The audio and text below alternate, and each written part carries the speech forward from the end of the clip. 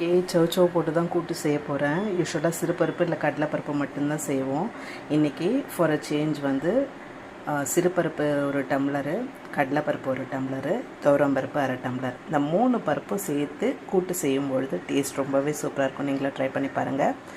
இப்போ இந்த எல்லா பருப்பும் ஒரு 20 நிமிஷம் ஊற வச்சுட்டு 2 பச்சை மிளகாய், ஒரு பெரிய தக்காளி, ஒரு பெரிய வெங்காயம், கொஞ்சமாக மஞ்சத்தூள் இது எல்லாமே போட்டு குக்கரில் ஒரு 4-5 விசில் விட்டு எடுத்துக்கலாம். நல்லா 4-5 விசில் எடுத்தாச்சு. நல்லா குழஞ்சிருச்சு பாருங்கள். அது இட்லி, தோசை, சப்பாத்தி, ரைஸ் எல்லாத்துக்குமே நல்லா இருக்கும்.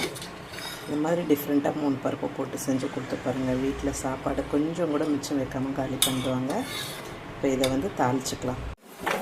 தாளிப்பு கரண்டி வச்சு ஒரு 2 கரண்டி எண்ணெய் ஊற்றி வடகம் போட்டாச்சு. இது பொரிஞ்சதும் இந்த கூட்டில் சேர்த்துக்கலாம்.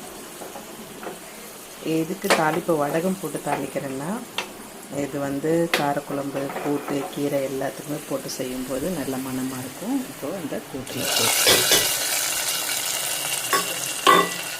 அவ்வளவுதான், சுவையான மணமான சவுச்சவு கூட்டு ரெடி. நீங்களும் ட்ரை பண்ணி பார்த்துட்டு எப்படி வந்துச்சுன்னு சொல்லுங்கள்.